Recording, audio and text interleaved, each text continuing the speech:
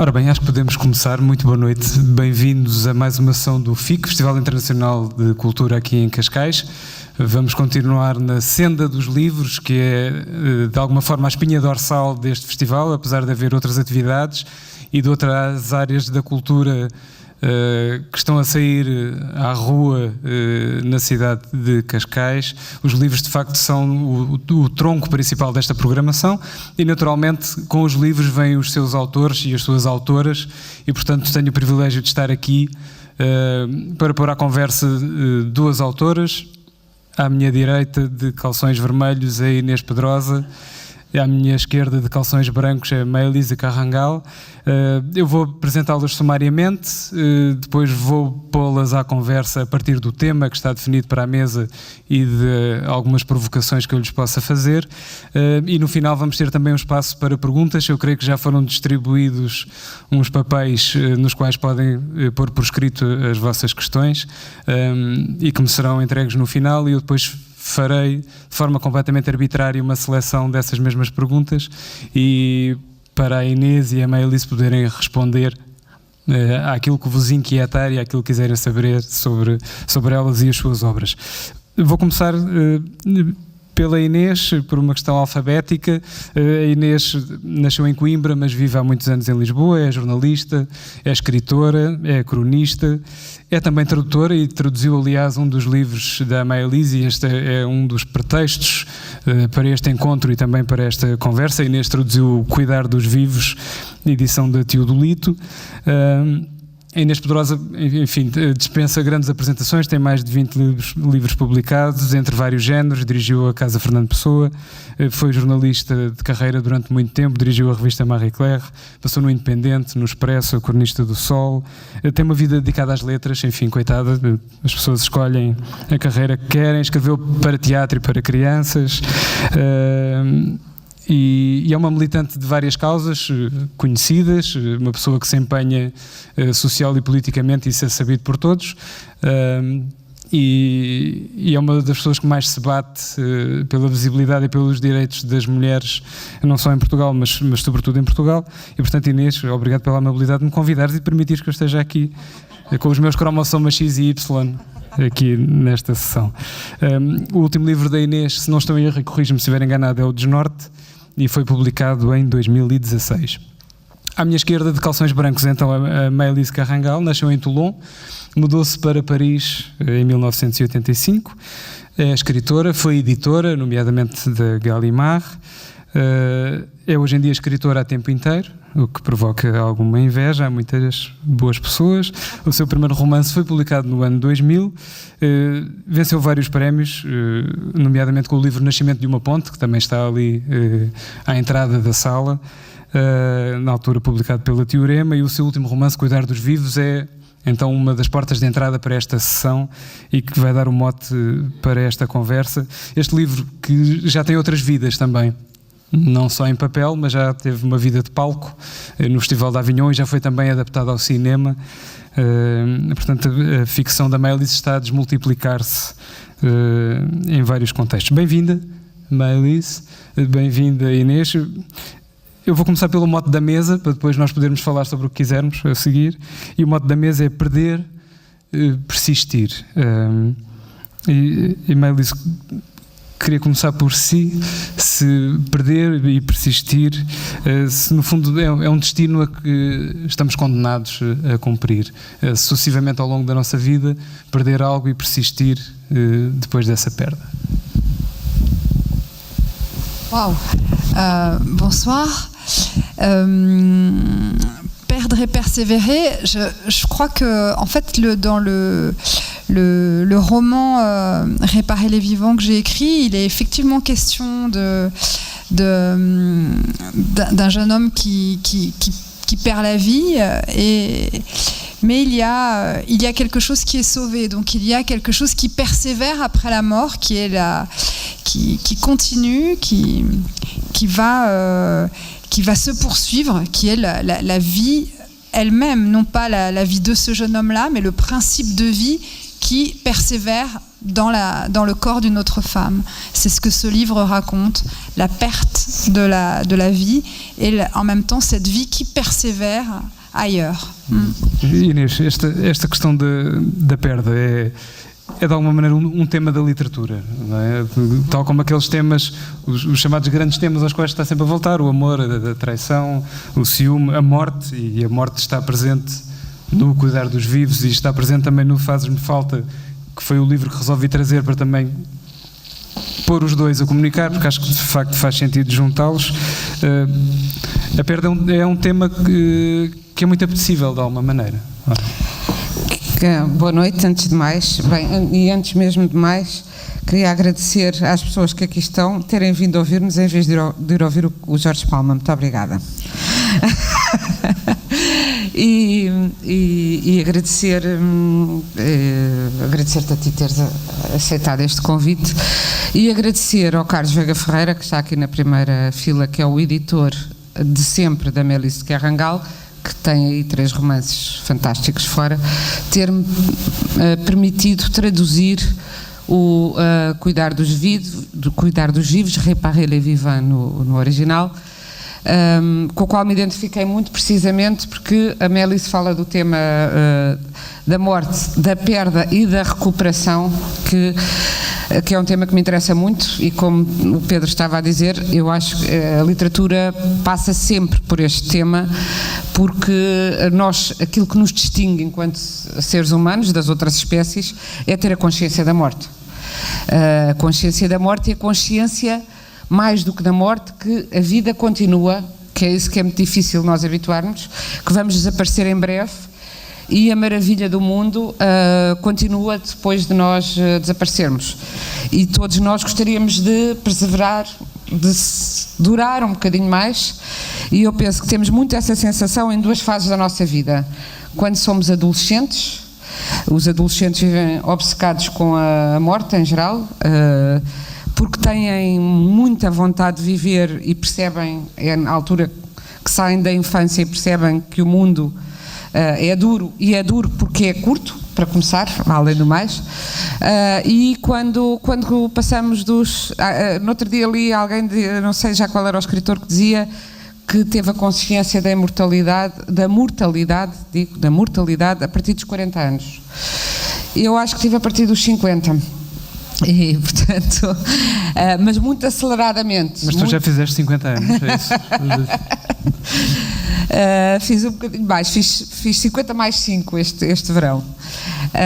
E há muito essa noção que nos faz, se nós pensarmos nisso, faz-nos repensar tudo na vida, não é? Tudo aquilo que nós lemos nos jornais diariamente, e na política internacional, não vamos falar de política hoje, penso eu, mas é tudo, quer dizer, quando nós pensamos o que estamos a fazer ao mundo, ao planeta, aos outros, quando temos esta vida tão curta, quando temos este planeta tão fantástico, e basta um fim de tarde aqui em Cascais, como nós tivemos hoje, para ver o planeta fantástico que é, e o que fazemos, não é? E que a vida, além de nós cronologicamente durarmos pouco, pode acabar, como acaba no livro da Méliès para aquele jovem, já não me lembro se ele tem 18 anos, tem 17, 19, mas é por aí, enfim.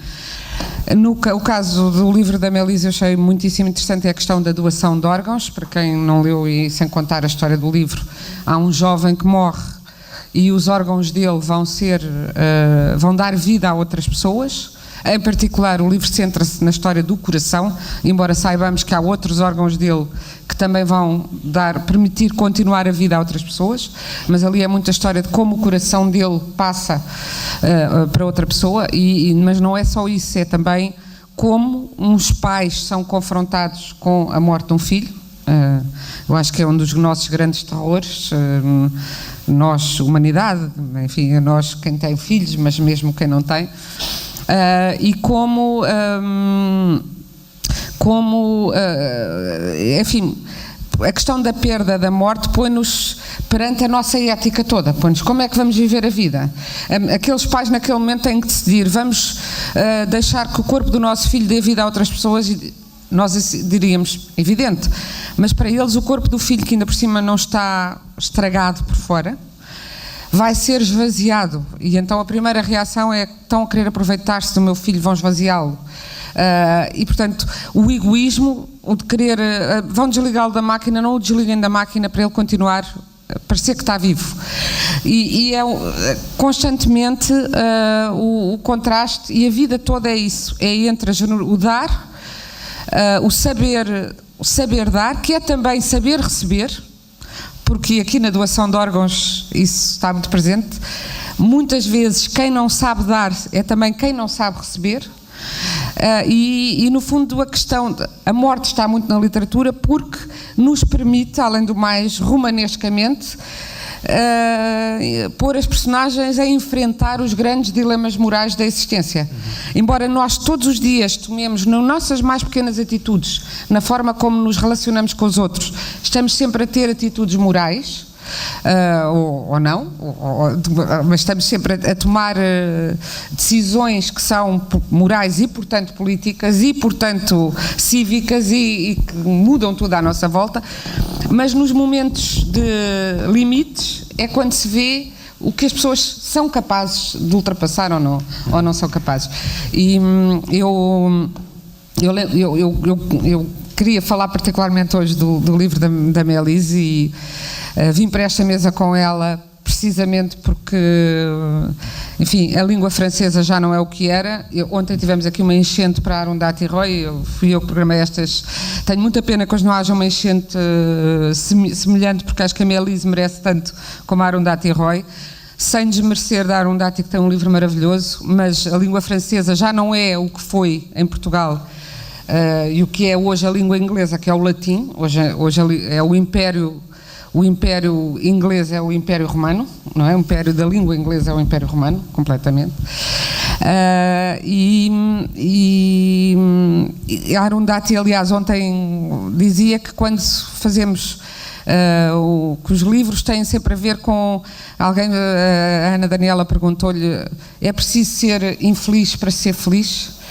E ela disse mais ou menos isto, que nunca há a felicidade absoluta, mas também a infelicidade não é permanente, mas o que é permanente é esta noção de que nós duramos pouco e, portanto, o que é que nós fazemos neste mundo se duramos tão pouco, não é? E eu acho que esta é a questão constante, é a questão que nunca nos cansaremos. É assim, Melise, o tema da morte é assim tão inevitável na literatura, porquê? Porque é uma forma de lidarmos também com ela e de enviarmos à frente uns personagens que são uma espécie de guarda avançada, vemos como é que os personagens lidam com a morte e depois habituam-se os autores a lidar com isso também.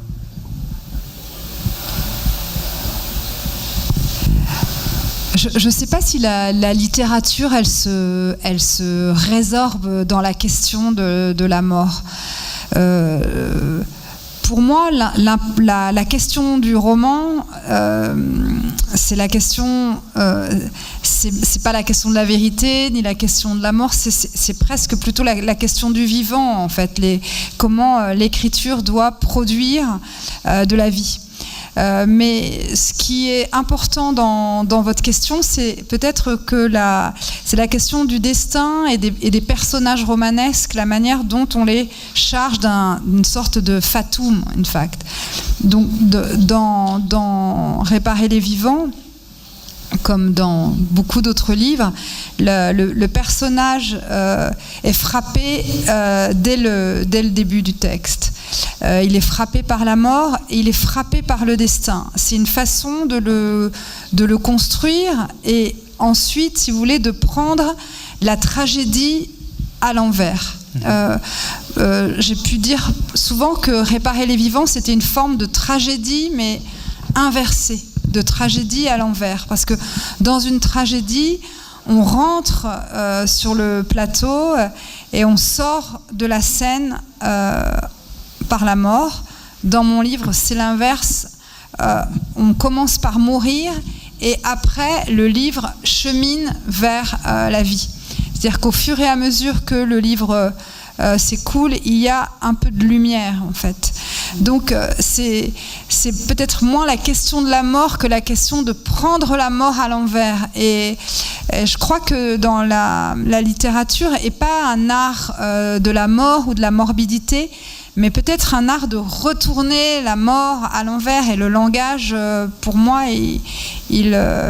l'écriture, elle nous parle de ça, en fait. Então, se calhar, exatamente ao contrário, a literatura salva, de alguma maneira, ou é uma forma de procurar essa salvação? Alors, je pense que la littérature, elle a une grande puissance. Et je crois qu'il y a des livres qui nous aident à vivre et parfois peut-être qui peuvent sauver. Mais pour moi, la puissance de la littérature, c'est d'abord une puissance d'extension de la vie, en fait. Pour moi, même les livres les plus noirs, même les livres les plus difficiles, je les reçois quand je les lis, comme une extension du domaine du vivant, en fait. C'est de la vie en plus, des destins en plus, des situations en plus, des scènes en plus. Et pour moi, la littérature, c'est plutôt une espèce de prolifération de la vie. Et je crois que la question de la mort, c'est un espèce de puits noir qui est comme ça posé dans les livres, mais c'est aussi une espèce de force centrifuge qui permet d'activer un peu aussi notre humanité, comme le disait Inès. Ouais. E nesta questão da salvação que a literatura pode trazer, ou não, há uma dimensão curiosa, e eu já referi há pouco, que acho que há alguns vasos comunicantes entre o teu livro Fazes-me Falta e o livro da Maëlys. Há uma dimensão curiosa que eu acho, pelo menos na minha leitura, é bastante menos importante no livro da Maëlys e que é muito mais no teu, que é a relação com Deus. Uhum. E para quem não sabe, há uma comunicação entre uma pessoa viva e uma pessoa morta no livro da Inês, uma relação epistolar, então dá uma maneira a escrever cartas um ao outro. E há uma frase curiosa da pessoa que está viva que diz: a dado momento dava-me agora jeito um Deus qualquer para moço de recados. E portanto este é o não crente da relação, digamos, que pelo menos gostava de ter alguma dimensão utilitária divina para ajudá-lo. Porquê esta dimensão, Inês? E porquê esta importância? Porque de facto também é uma das questões do teu livro, além da vida e da morte, há uma relação entre o crente e o não crente, e eles degladiam-se de alguma maneira, mesmo através do humor, com esta questão. Eu acho que ter fé em alguma coisa, ter fé é sempre um dom. E ter fé não tem que ser ter uma religião nem ter um Deus. Ter uma maneira de encarar a vida com fé nos outros. Há pessoas que têm fé nas outras pessoas e há outras que não têm. E muitas vezes o que é curioso é que há pessoas que têm muita razão para não ter fé nos outros e têm, que passaram por coisas tenebrosas. Eu lembro-me de alguns sobreviventes dos campos de concentração nazis. Estou ali a olhar para a minha amiga escritora Maria Manuel Viana, que é uma grande fã de um grande escritor espanhol também bastante esquecido, Jorge Semprún, que tendo atravessado na juventude a experiência do campo de concentração, sobreviveu porque já foi para lá nos últimos tempos desse horror, escreveu depois sobre isso e depois foi Ministro da Cultura em Espanha e depois era um homem cheio de esperança na vida.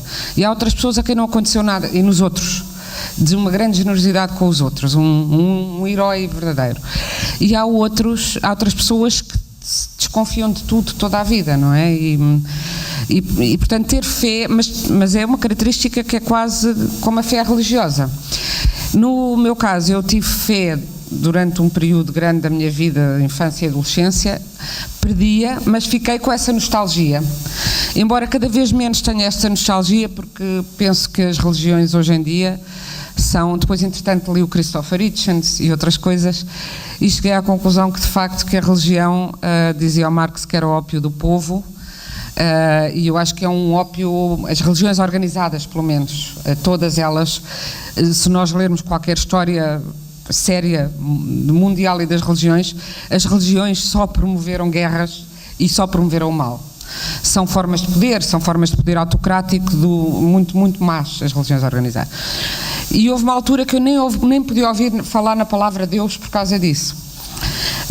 E o livro tem a ver com essa fase em que havia esse turbilhão dentro de mim e em que simplesmente me surgiu a personagem de uma mulher com fé em Deus, que morria, e que depois de morrer, em vez de ver logo o paraíso, ficava num limbo e ficava ainda viva a pensar no que poderia ter sido a vida dela, até porque morreu nova, e a pensar nas coisas que não tinha dito ao seu maior amigo, que era um homem bastante mais velho e completamente descrente, que dizia que Deus era o seu personagem de ficção favorito, brincava com ela, pegava com ela.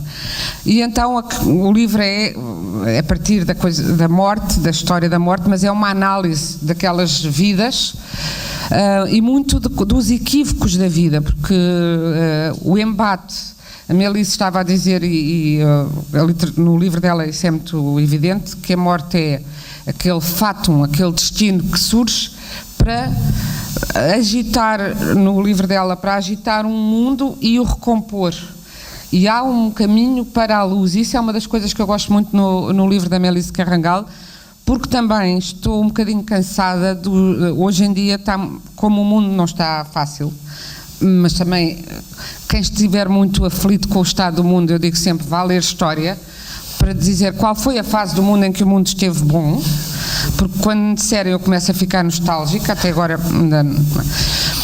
neste preciso momento de facto estamos um bocado preocupados porque há demasiados loucos com demasiado poder, mas também há o civismo, há as pessoas, há o movimento das pessoas, e cada gesto nosso transfigura. E eu acho que os romances, ao seu nível das personagens e do pequeno cotidiano, e o romance da Melissa é muito isso, é como é que uma pessoa se organiza numa tragédia e reconfigura o mundo de forma a que seja possível acreditar nele. No meu livro é também isso, mas é muito também a partir dessa, não é isso, mas isso é mais no livro da Melissa. No meu é aquilo que podia ter sido a vida daquelas duas figuras se não tivesse havido tantos equívocos, pela importância demasiada que as pessoas dão a si mesmas e aos seus egos na vida, e portanto muitos equívocos que os separaram, muitas palavras mal entendidas, muitas palavras deslocadas, muito ruído de comunicação que atrapalhou aquelas duas personagens, e por isso é que continuam, na verdade eles não falam com o outro, porque aquilo não é um romance de mesa de pé de galo. Ela está a falar sozinha e ela está a pensar sozinha, algures na nuvem, e ele está a pensar sozinho. Pensam sobre as mesmas coisas, mas o que pensam não é o mesmo. E muitas vezes a dificuldade da vida é nós aceitarmos que o lugar do outro e o olhar do outro, embora estejamos todos no mesmo mundo e todos soframos e sejamos felizes da mesma maneira, o lugar do outro não é de facto o nosso, e saber ir para o lugar do outro. Aliás, a mim, pessoalmente, o que me fascina na escrita é essa transferência, esse colocar-me no lugar de um homem de 60 e tal anos que fez a guerra colonial, na cabeça dele. Depois perguntam como é que é possível, ouvindo esses homens, apanhando-lhes os jeitos de falar e tentando pensar que eu sou ele, como da mesma maneira passa todas as diferenças que o Tolstói, que um dia quis escrever um romance moral, porque o Tolstói tinha um intuito moral, mas depois a literatura era mais forte que ele. Ele quis escrever um romance sobre as mulheres que arranjavam amantes e que acabavam mal, por causa de uma notícia que veio no jornal de uma senhora que se tinha atirado para baixo de um comboio por causa de um amor, de um amante infeliz. Mas acabou apaixonado por aquela mulher e acabou a transformar-se na Ana Karenina, e aquilo é um romance, na verdade, sobre a emancipação das mulheres, ou sobre a impossibilidade dessa emancipação naquela fase da Rússia. Por isso, a morte está sempre presente, porque é a nossa fronteira. Na verdade, nós vivemos a falar de fronteiras, mas é a nossa fronteira, e a fronteira para lá da qual não sabemos o que existe, não é? Mas uma fronteira de onde vem a luz a luz ou a escuridão, que nos faz ver os contornos da vida. Maëlys, como é que se faz isto? Isto de se colocar no lugar do outro para escrever, como é que um autor desenvolve este tipo de empatia? E no caso concreto do livro, do Cuidar dos Vivos, como é que se põe na pele de duas pessoas, por exemplo, que enfrentam a maior tragédia que à partida nós admitimos, que é perder um filho, e como é que se faz para estar dentro da cabeça dessas pessoas? Porque é isso que a Maëlys também faz neste romance e na minha leitura, de uma forma muito sentimental, sem ser sentimentalona. Eu não sei se isto pode ser traduzido para francês. Exato, sem ser romântica, mas de uma forma muito sentimental. Como é que se faz este exercício?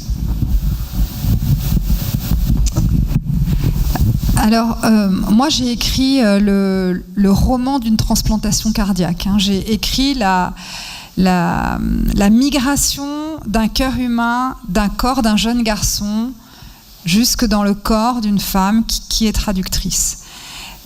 Moi j'ai essayé de déplier, de déposer un protocole d'action et de situation et d'accueillir tous ceux qui participent à cette espèce de chanson de geste. Donc moi je n'ai pas je ne me mets pas complètement à la place dans la tête des personnages, je reste quand même un peu en dehors. Le seul personnage dont je me sois approchée, c'est le personnage de Marianne, qui est la mère de Simon. Et là, pour le coup, j'ai essayé de m'approcher d'elle de manière très proche. Ce que j'aime dans votre question, parce que pour moi c'est la question de la littérature, c'est la question de l'empathie. L'empathie, c'est pas...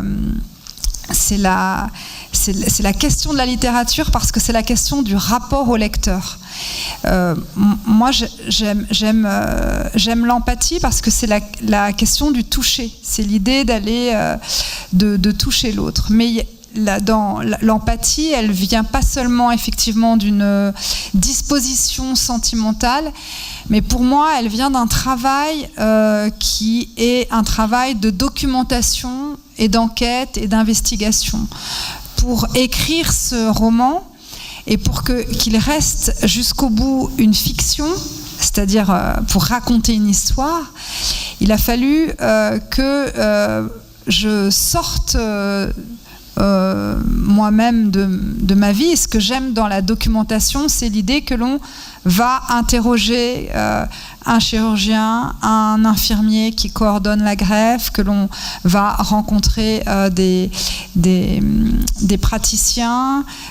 Et moi, j'ai été assistée à la transplantation cardiaque. J'ai été dans le bloc toute la nuit et j'ai regardé comment se produisait la transplantation.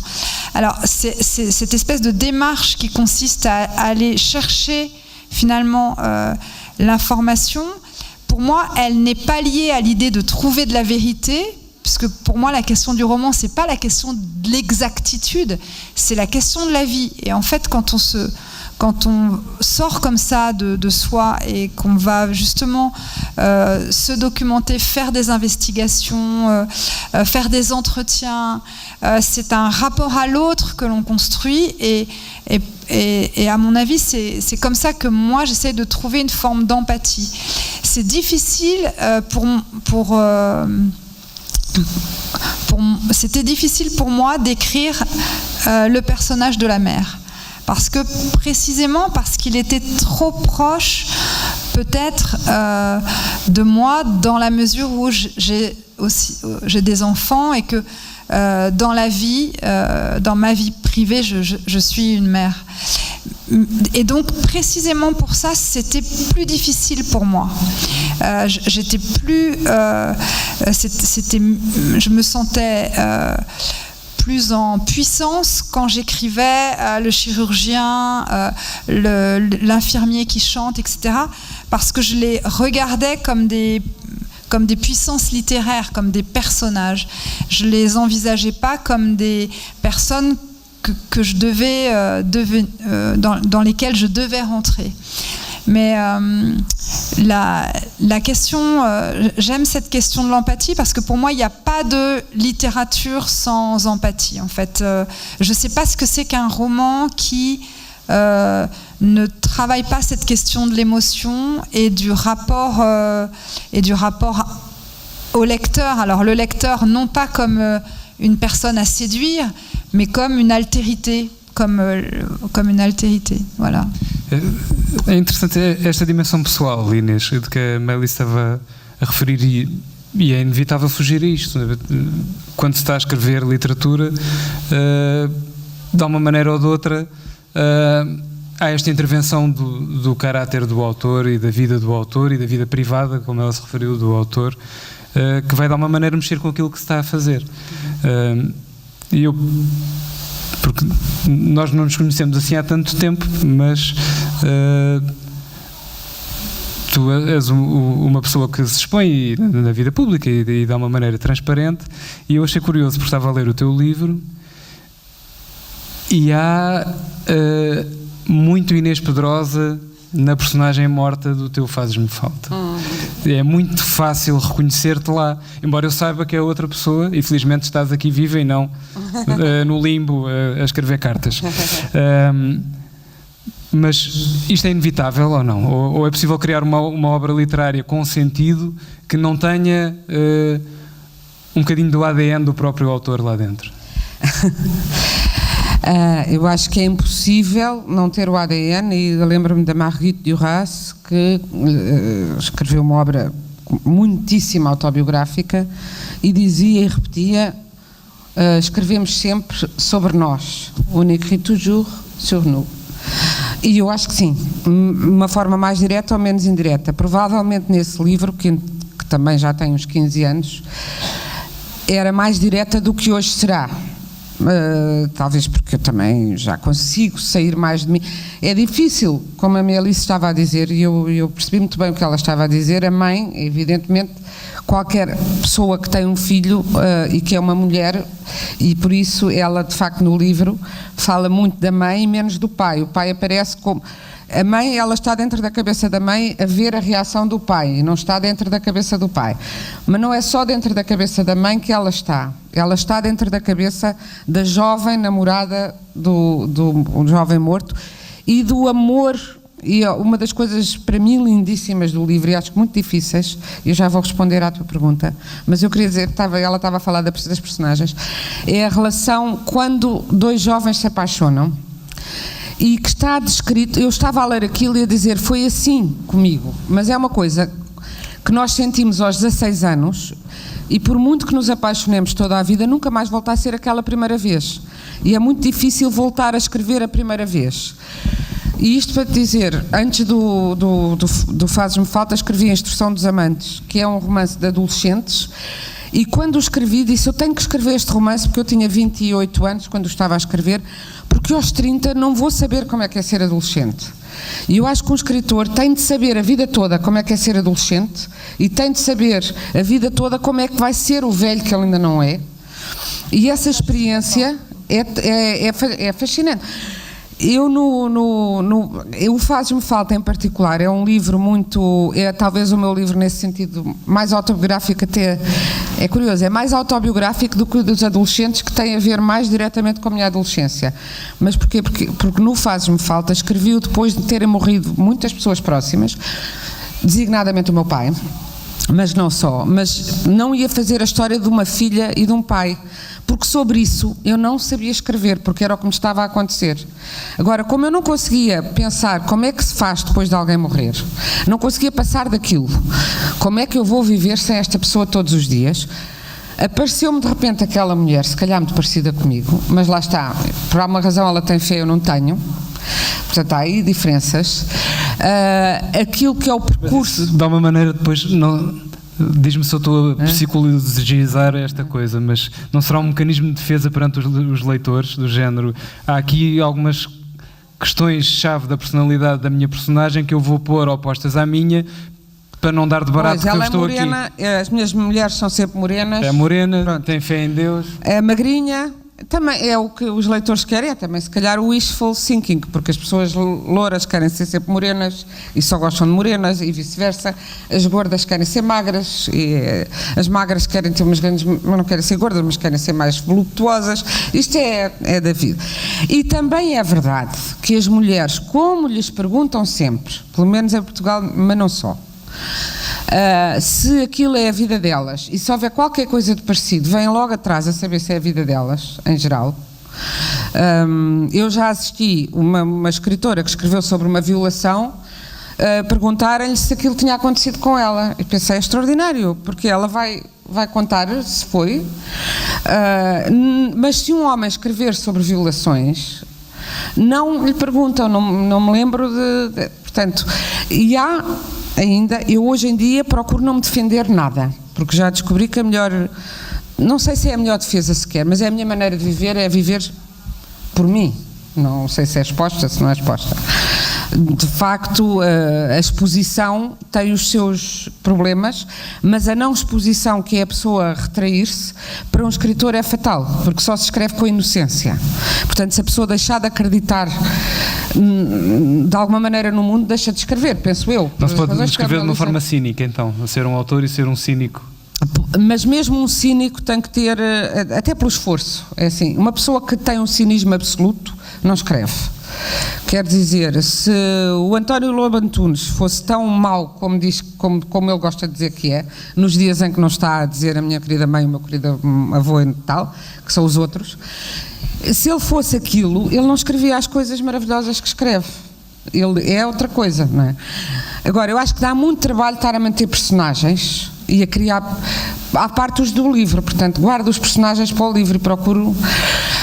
No livro, essa personagem, devo dizer que, embora tenha características minhas e tem características que são ironicamente, são brincadas comigo, porque eu sempre fui, pronto, tu próprio já disseste, as causas e o feminismo, e eu chego a qualquer lado e vem-me, as cotas, as mulheres, vê lá não sei quantas mulheres. Portanto, ali há uma personagem feminista cujo maior amigo é misógino e que brincam com isso, e começou por ser aluno dela, depois ela que é a mulher e a mais nova, foi professora dele, é uma certa de inversões, que são brincadeiras com os estereótipos que existem, e também brincadeiras que têm a ver com as brincadeiras que eu sofri ao longo da vida, e também com a minha caricatura de lá vem a fulana que vai falar das mulheres, lá vem não sei o quê, pronto, mas devo dizer que tem outras, nós compomos, e agora aqui posso dizer, já passaram tantos anos sobre o livro, a história daquela personagem é uma mulher que faz política, foi muito inspirada na vida da Maria Manuel Viana, que largou a política, por isso eu agora já posso dizer que está na escrita, mas que, por exemplo, essa mulher fundou gabinetes de igualdade em sítios inóspitos para defender mulheres da violência doméstica. A pioneira de quem fez isso em Portugal foi a Maria Manuel. E eu, na altura, foi quando eu a conheci, que estava a escrever o livro, e fiquei siderada com as histórias que ela me contou, e é muito inspirado na experiência dela, e depois também quanto ao que é as mulheres na política, ouvi a ela, ouvi mulheres do CDS, mulheres do PCP, engraçado, todas diziam a certa altura, todas se queixavam de não serem ouvidas, ou quando fazem um discurso ninguém está a ouvir, e a seguir vem um homem que diz as mesmas coisas, que tomou nota do que ela disse, diz as mesmas coisas, as ideias passam a ser deles, essas coisas que vêm no livro. Isso não é experiência direta minha, aprendi com ela e com outras mulheres. Agora, hoje em dia, acho que falo menos de mim, porque nem sequer tenho já essa preocupação de ter que justificar ou brincar do que tinha nessa altura. Mas eu queria só perguntar, já agora deixa-me à Melissa. Além da história, eu gostava de saber como é que ela conseguiu,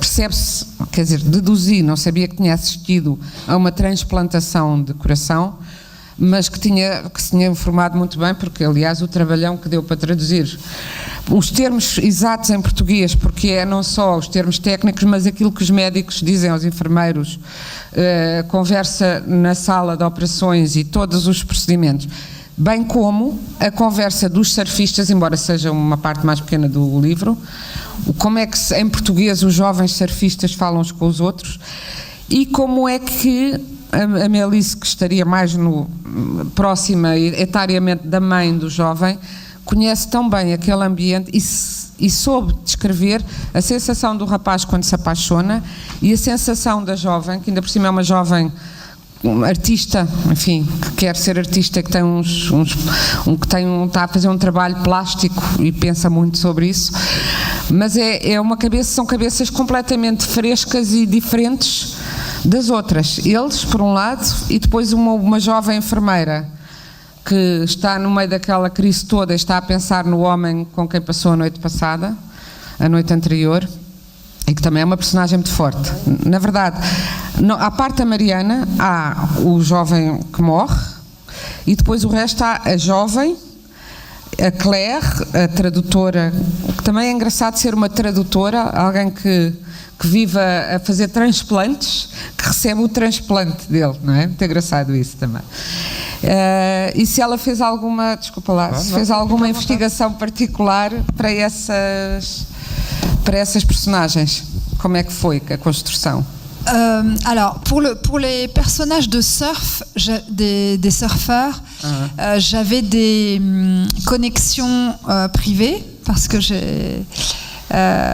tu fais du surf aussi? Non, j'ai 3 frères qui sont surfeurs. Mais moi, j'étais toujours dans le rôle de la petite amie qui attend sur la plage et qui a froid. Ça, c'était mon emploi. Donc le surf, c'est un monde que je connais un peu. Et sinon, alors sur la traductrice, pour moi, c'était très important que la receveuse du cœur, ce soit une traductrice. Je trouvais qu'il y avait une métaphore symbolique assez belle dans la mesure où la traductrice, le traducteur, c'est celui qui a ménagé en lui-même l'hospitalité pour un autre langage, qui est capable d'accueillir une langue étrangère en lui. Et c'est ce que fait aussi le receveur d'un organe greffé.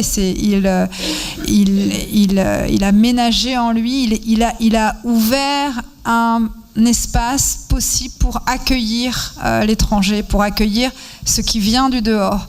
Et pour moi, la traductrice, c'est vraiment très très important. Et d'ailleurs, à partir de ce livre, les questions de traduction se mettent à m'intéresser de plus en plus, en fait. C'est-à-dire que je trouve effectivement que cette idée de transplantation, de greffe, d'aller et retour, de transfert d'un langage à l'autre, pour moi, cette question de la traduction, elle est un espèce de reflet vivant de la question littéraire, en fait. Et pour moi, ça a pris beaucoup d'importance. Sur les personnages qui sont les personnages plus de la jeune Juliette, qui est la petite amie de Simon, ce sont des personnages qui sont moins proches, au sens où, évidemment, que j'ai écrit ce livre récemment, cette jeune fille, elle a 18 ans, etc. Donc, évidemment, c'est autre chose, c'est un autre monde. Mais ce qu'elle a ce qui m'intéresse dans le personnage de Juliette, c'est que c'est elle qui, au moment où la mort cérébrale est déclarée, elle est au-dessus d'une forme, d'un labyrinthe qu'elle construit, qui est à l'image du cerveau qui est détruit. Et donc en fait, elle est comme elle aussi, elle assure une forme de passage en fait entre la vie et la mort. Et en fait, je me rends compte que le livre instaure un espèce de réseau assez complexe, un peu rhizomatique de passages, les personnages se transfèrent les uns les autres, cette histoire de cœur. Et ça, c'était possible parce que le premier objet de la traduction, c'était le mot même de cœur, puisqu'en fait, le cœur, c'est un terme complètement polysémique. Je pense en portugais également, mais en français, c'est un terme qui veut dire le centre, le cœur de quelque chose, et qui veut dire l'organe, c'est-à-dire la pompe dans le muscle qui pompe le sang dans notre corps. Et c'est également le cœur, c'est également l'amour, enfin avoir du cœur, c'est le courage, hein. En France on dit avoir du cœur à l'ouvrage, le mot le cœur ça vient de courage, et c'est aussi voilà la question de la foi en l'autre, hein, l'idée de la cordialité. Et alors toute cette espèce de champ sémantique très très polysémique, pour moi c'était très fort, parce que justement la question de la traduction de ce mot, elle portait déjà toute l'histoire du livre, puisqu'en fait tout au long du livre on suit le cœur de ce garçon, et qui est saisi toujours dans une double dimension, une dimension organique et une dimension symbolique, le corps physique et l'amour humain. E mesmo a escritura, mesmo a escrita é muito interessante, e foi muito bom traduzir, porque a escrita tem o ritmo de um coração a bater aceleradamente até eu penso que isso é propósito, são frases tramadas para traduzir, começam no princípio da página e acabam no fim, a gente já não sabe onde é que está a concordância verbal. Je me disais au début justement qu'il fallait qu'on amorce comme une pompe qui s'amorce, et puis que ce soit comme une cardiographie, enfin vraiment qu'on ait l'idée d'un espèce de rythme cardiaque, et que ça soit la cadence du livre. Alors c'est pas quelque chose qui est présent tout le temps, parce qu'il y a des moments où tout se dilate, notamment les moments de souffrance de la mère, où on sent que la phrase elle se tend, elle se dilate, et les moments d'accélération où on s'affole, on est en panique, notamment les moments de conversation au téléphone, où il y a une accélération comme une forme de panique, un affolement, et en fait c'était très important pour moi que la physicalité, la physique de l'écriture, elle puisse traduire en fait les battements d'un cœur et l'émotion d'un cœur qui bat à différents rythmes selon la charge émotionnelle que reçoit l'être humain. Há aqui uma dimensão nos dois livros que me parece bastante importante, que é do tempo, e a forma como as personagens lidam com o tempo, e como pomos os leitores a lidarem com o tempo. Eu vou ler aqui um pedacinho do Cuidar dos Vivos, em que há uma personagem, a mãe. Sim, obrigado.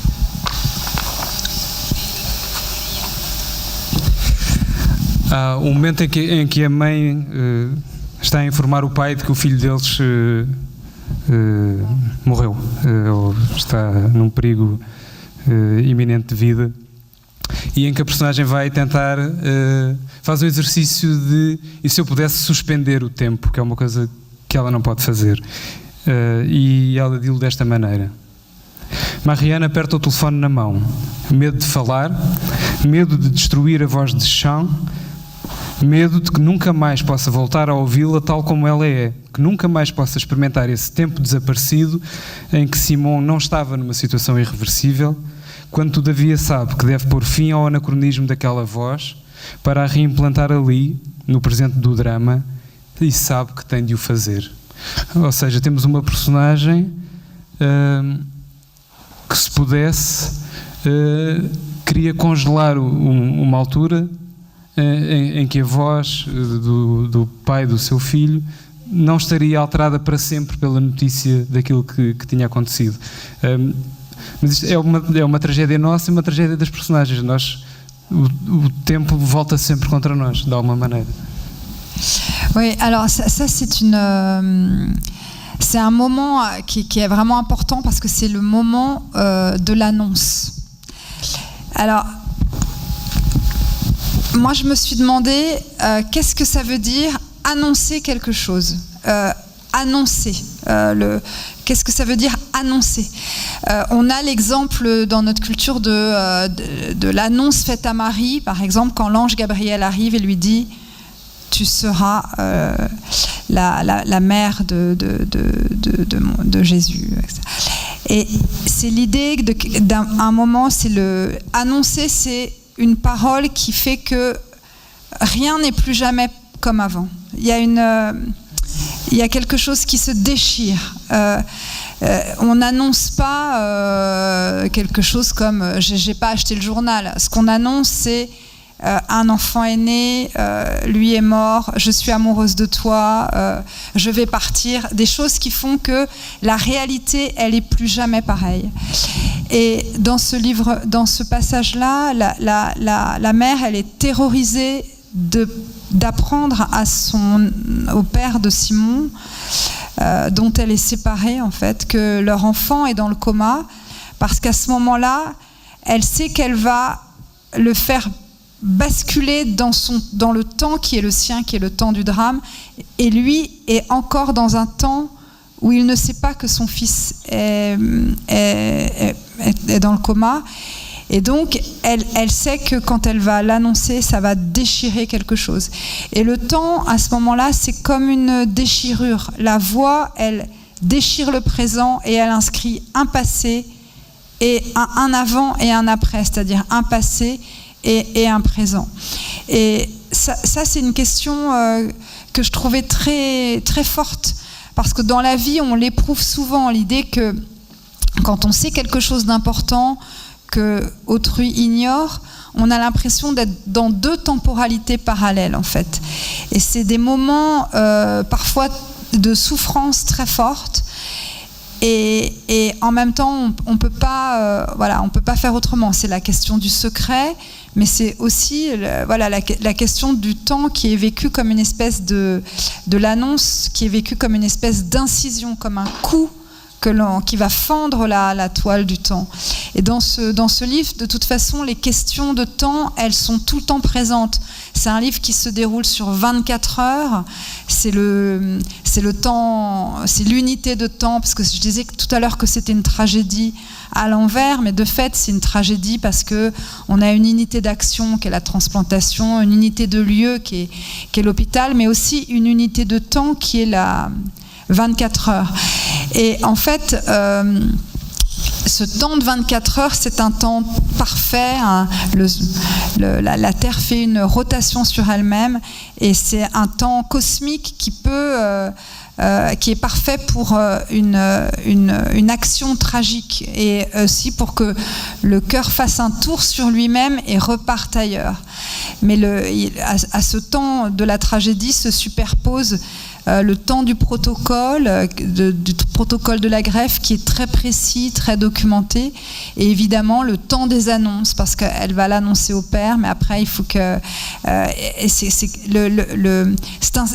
la première partie du livre, c'est un système d'annonce. Le médecin l'annonce à la mère l'annonce au père, il faut l'annoncer à Juliette, mais ils le font pas, ils vont l'annoncer à d'autres personnes, et en fait c'est des histoires d'annonces qui cheminent, et ces annonces qui cheminent, c'est comme une espèce de terre brûlée, quoi. C'est comme un feu qui va tout détruire au fur et à mesure que le livre avance, la nouvelle se propage, et la mort de Simon devient de plus en plus réelle, en fait.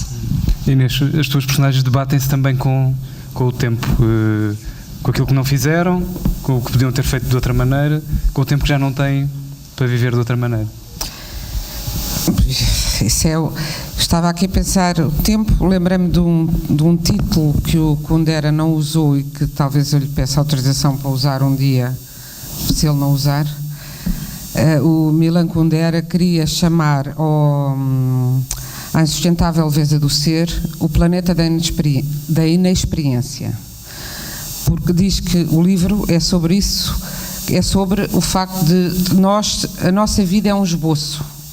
Nunca repetimos as coisas, porque mesmo quando aquilo que vamos repetir quando dizemos para a próxima já não faça a mesma coisa, mas a próxima, como a Melissa estava a dizer, cada anúncio muda a realidade, a próxima já está alterada, a próxima já não é a primeira, não é? E toda a nossa experiência é um esboço, a nossa vida é um esboço. Quando tentamos corrigi-las, a correção já tem a marca desse tempo e já tem, portanto, a nossa experiência é sempre limitada porque as circunstâncias nunca são exatamente as mesmas e não dependem só de nós, não é?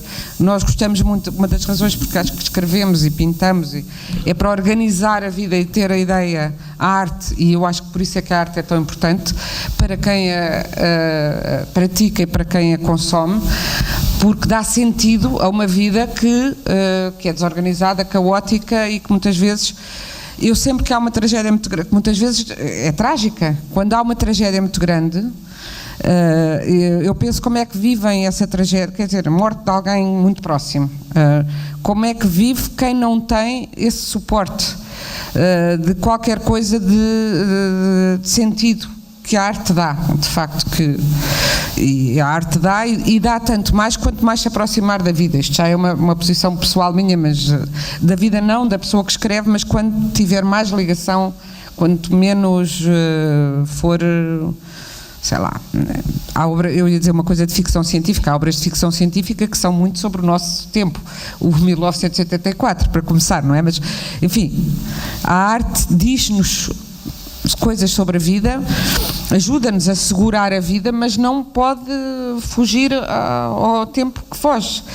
E nós, se não pensar, nós temos a ideia de que somos sempre a mesma pessoa ao longo do tempo. Se não fosse, muitas vezes dizemos, já não tenho a energia que tinha aos 20 anos, mas já não temos uma série de outras coisas, mas temos umas outras de que não nos damos conta.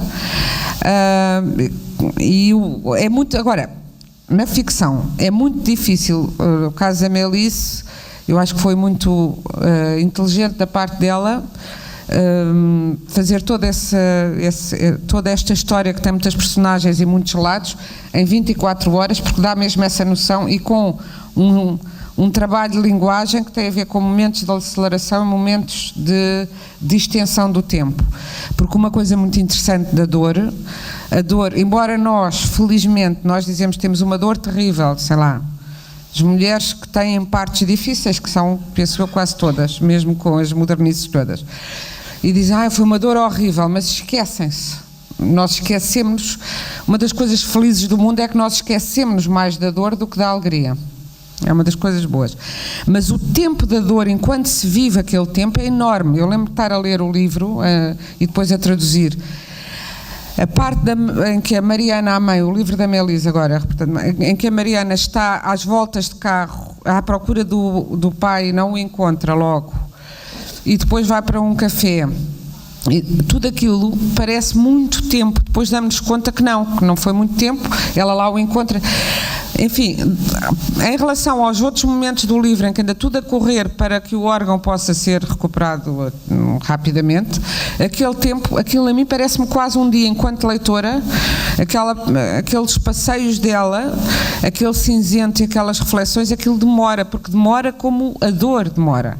Eu acho que é uma das coisas mais difíceis de trabalhar e mais interessantes e que é conseguirmos que o tempo que é a coisa mais fugaz que nós temos e que não conseguimos. Se há coisa que a literatura pode fazer e que eu acho que pode distinguir a grande literatura ou a literatura de que nos lembramos da outra, é esse trabalho sobre o tempo, que faz com que nós recordemos. É o que nos faz recordar os livros, é a maneira como o tempo está trabalhado, porque se tudo estiver muito atabalhoado, às vezes há imensos livros que nós apanhamos ideias ótimas em que o tempo está mal trabalhado e em que a coisa passa à vol do azul, como se diz em português. E aquilo que nos faz fixar é esse trabalho de saber que tempo que demora a descrever uma dor, o tempo que demora não dizer Juliette e Simon apaixonaram-se, ele olhou para ela à saída do liceu e apaixonaram-se. Não, tem que haver qualquer coisa. Esse momento é um momento que se tornará eterno. Estava a pensar, o Virgílio Ferreira é muito bom na coisa da paixão e o para sempre do Virgílio Ferreira. Ele vê a Sandra, quando se apaixonou por ela, o protagonista do livro Para Sempre, no liceu também, na universidade, no caso dele é na universidade, e diz, ela vinha cheia de luz, e ele vê-a sempre iluminada, a rir, e não se lembra, diz, era com neve, caía-lhe neve e ela tinha um gorro, não, tinha os caracóis soltos, mas ele já não sabe, mas é indiferente, porque aquele tempo é imune à primavera, ao verão, ao outono, é um tempo eterno, que é o tempo da paixão, o tempo da paixão, o tempo da dor. São poucos escritores, é muito difícil, o mais difícil é trabalhar, dar a eternidade humana, que é sempre relativa, mas que se ficar num livro já é para todos, a eternidade da dor ou a eternidade da alegria. Eu acho que esse trabalho é o mais central. Eu queria, nós estamos a chegar ao tempo das perguntas, por falar em tempo,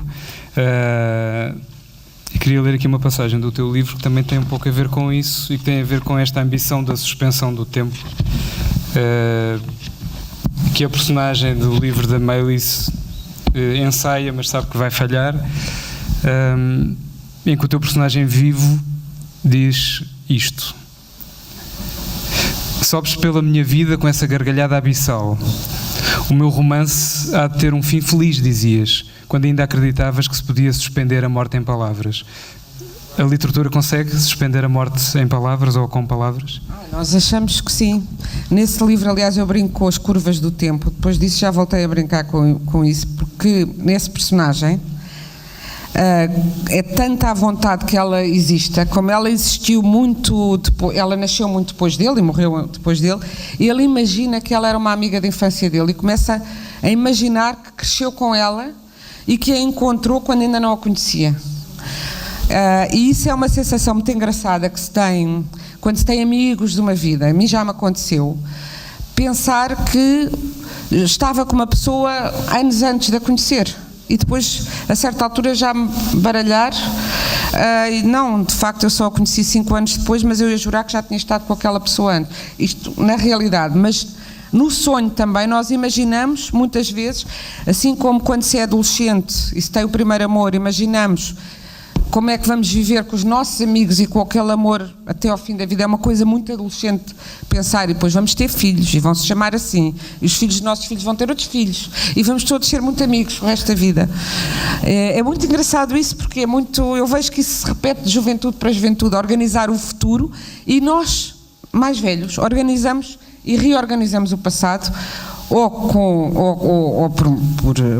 por memória misturada, ou voluntariamente, como é ele vai fazê-la aparecer numa curva do tempo em que ela ainda não existia, porque ele precisava que ela já existisse. Eu acho que o tempo é também o que a nossa imaginação quiser. Tantas vezes que nós estamos a aturar conferências chatas, palestras chatas e a pensar, com um tempo parado, a pensar no que se passou ontem, que foi tão importante ou tão duro ou tão...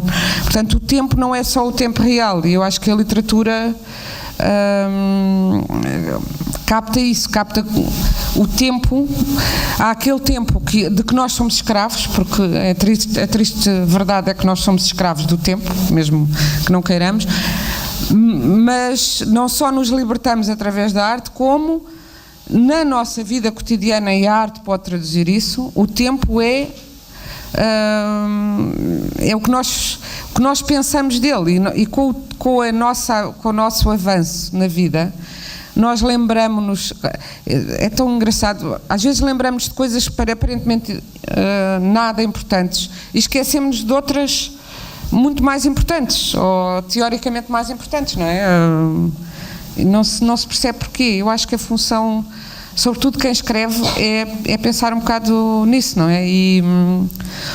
Ou em última análise estava a pensar no Ulisses do James Joyce, ou tentar uma coisa que eu acho que é o brilhantismo do Joyce e foi muito o brilhantismo da Virginia Woolf, que é, num minuto, quantas coisas nós pensamos ao mesmo tempo e não temos consciência que pensamos. Foi a literatura que nos fez ver isso, não é? Que nos guardou isso e que nos guarda isso. Muito bem. Chegamos então ao tempo das perguntas. Eu tenho aqui 2 questões. Uma do Alberto Pereira, que não sei, está ali na ponta. É para as 2 autoras, Alberto. E a pergunta do Alberto, que são 2, é a seguinte: será a proximidade da morte uma forma de claridade abrupta? E pergunta também se o nosso ego só se rende perante essa proximidade. Não sei.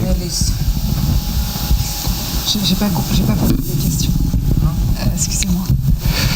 Si la proximité de la mort est la clarté abrupte, c'est une forme de clarté, d'éclairage abrupte. Ouais. Une question. L'autre, si notre ego ne disparaît que devant la mort, cette proximité de la mort.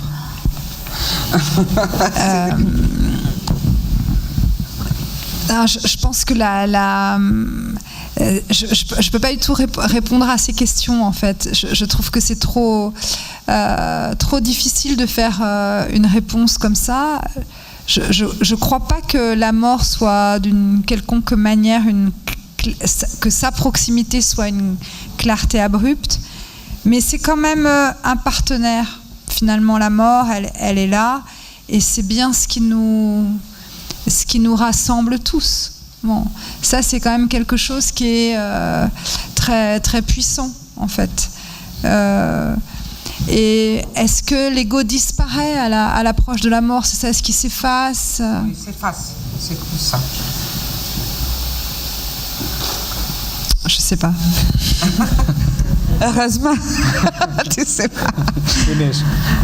Bom, eu o que posso dizer é, eu tive uma experiência, eu na altura que escrevi o Fazes-me Falta, precisamente porque estava muito magoada pela morte, fui ler muita coisa, mas também me lembrei, eu tive uma experiência de um acidente de automóvel em que estive quase a cair por uma ribanceira, tinha 16 anos, e realmente a única coisa que eu... E depois quem ia a conduzir o carro conseguiu virá-lo no sentido contrário, uma ribanceira em Trás-os-Montes, e portanto não morremos. Mas lembro-me que saltou uma roda do carro e eu vi a roda passar, o tempo ficou muito lento e eu vi tudo o que se tinha passado na minha vida, assim, realmente aquela coisa, mas com uma grande serenidade, assim, vou morrer, e isto e aquilo, e não vou falar mais, mas parece que tive tempo de pensar muita coisa, muito organizadamente, não falei com este, não falei com...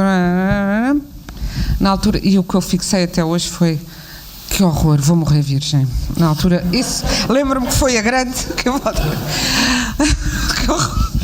E aí pensei, lá está, tive umas oportunidades que perdi. E é uma espécie de clarão, não é? Mas foi um clarão. E de certa maneira há muita coisa que ao longo da minha vida eu digo, não, vou deixar para amanhã, e não sei se amanhã me acontece alguma coisa, e portanto isso é verdade. Agora, eu penso que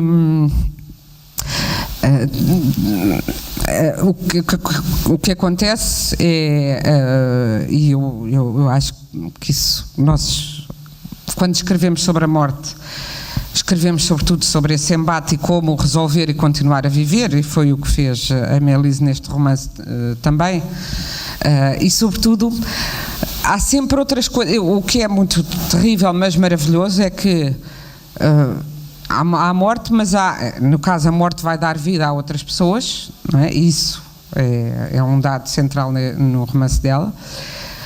Mas a morte também, enquanto estamos a viver uma morte, há outras pessoas que estão a viver outra coisa.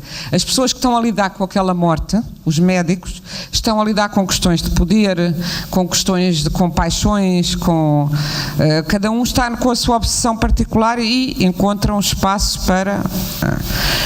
É muito interessante ver as pessoas cuja rotina, e é isso, no livro dela é muito, os médicos, os enfermeiros daquela área, cuja rotina é anunciar às pessoas que os filhos morreram, mas a vida delas é outra coisa, não é só isso. Eu acho que há uma clareza,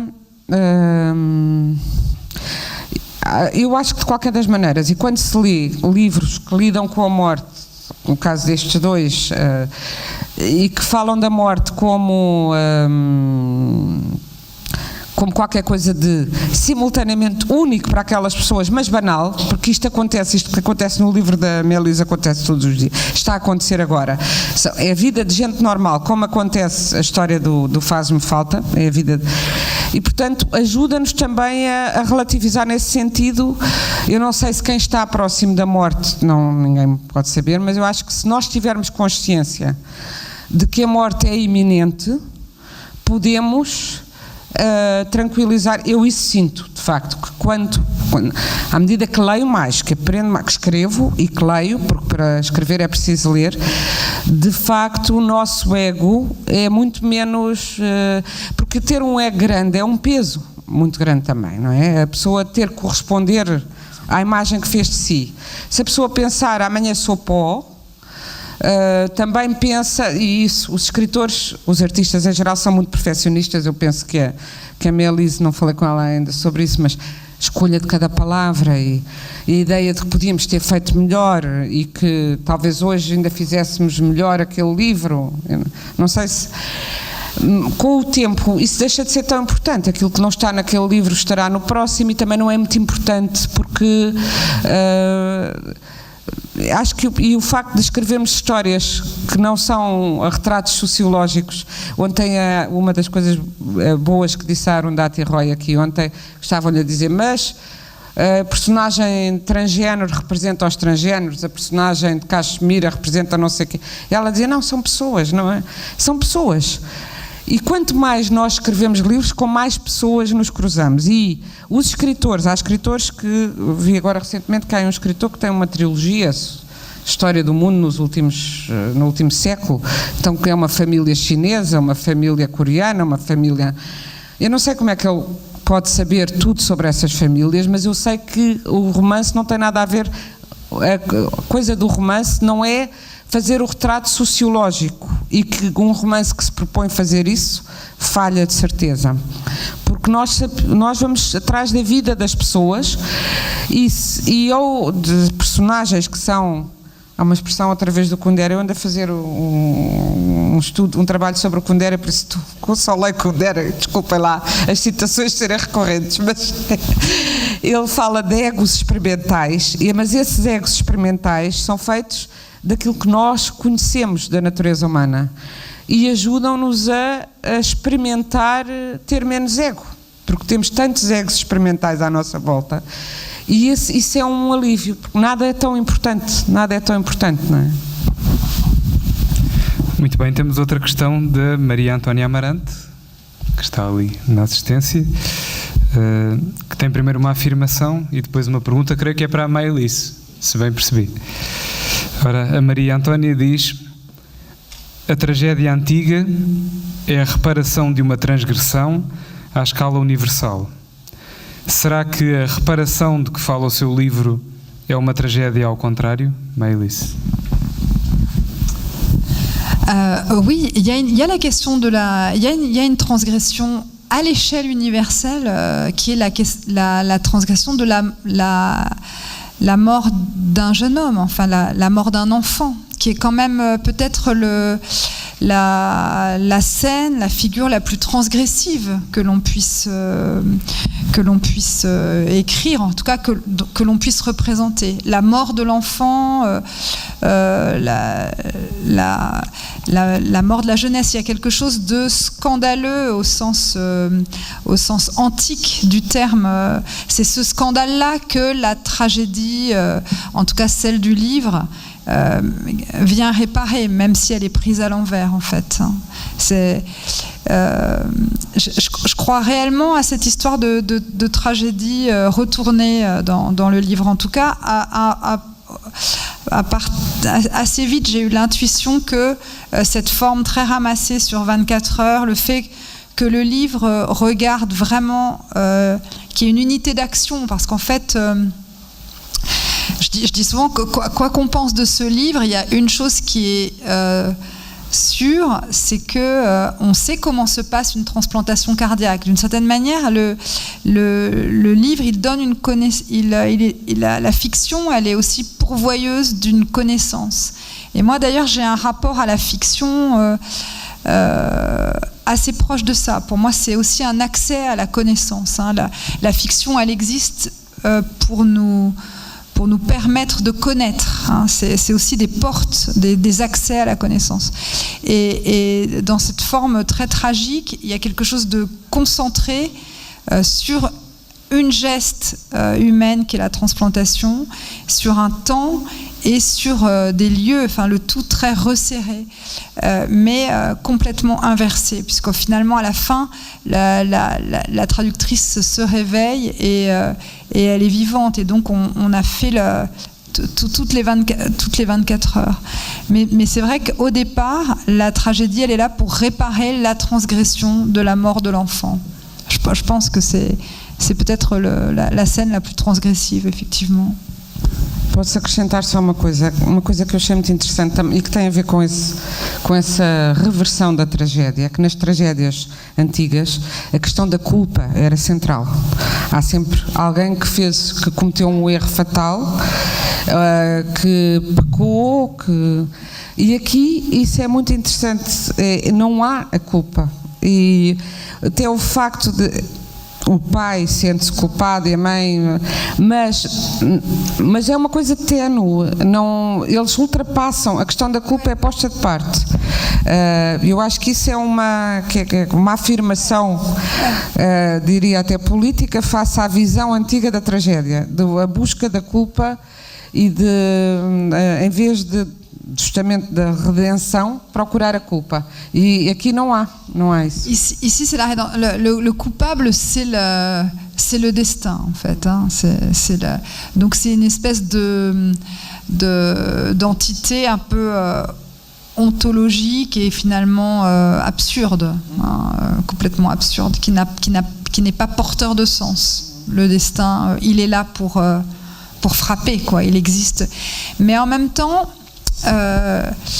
quand on réfléchit à cette question du destin, ça frappe, mais ça donne également forme. C'est-à-dire que c'est assez puissant, cette question du fatum, parce que c'est également le coup qui va sculpter la souffrance et qui va donner une forme à ce qui arrive. Dans le cas de Simon, en fait, cet accident qui, à l'issue d'une session de surf, à un moment d'ensommeillement au sortir des vagues, avec l'idée que la force de l'océan est encore agissante, finalement le moment où ça survient, c'est aussi un moment qui va donner forme à la suite, c'est-à-dire l'idée que le récit s'amorce comme une vague et il s'agit que la fiction arrive jusqu'au bout, jusqu'à la dernière page, hein, comme la vague arrive jusqu'à la plage, en fait. Hein. Il y a une espèce de... La lecture, elle s'enroule, en fait, dans cette vague. Donc, pour moi, ça donne une forme aussi. Ça frappe, mais ça forme un peu les choses. Terminamos desta maneira vincadamente literária. Maëlys, obrigado por este extra, como se fosse uma espécie, como nos DVDs há o extra da série ou do filme, tivemos um extra do livro da Maëlys agora. Queria agradecer-vos, Inês. Maëlys, obrigado às nossas convidadas, obrigado ao FIC pelo Merci convite, beaucoup. Câmara Municipal de Cascais, à Aleia, e espero que continuem a acompanhar a programação do FIC, que é de exceção, e vemo-nos em breve. Obrigado.